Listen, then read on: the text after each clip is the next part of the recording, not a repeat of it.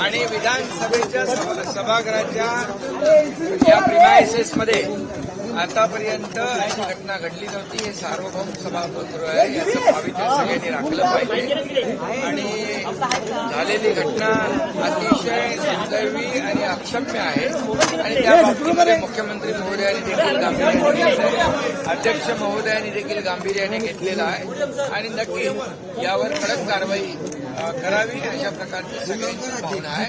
कारण शेवटी विधान भवन हा परिसर जो आहे, इथं कायदे आपण करतो, त्याचबरोबर हे कायदे मंडळ आहे.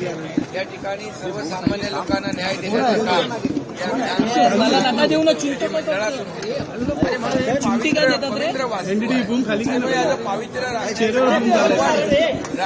पाहिजे आणि सगळ्यांना या ठिकाणी माझी विनंती आहे, मंत्रिमंडळ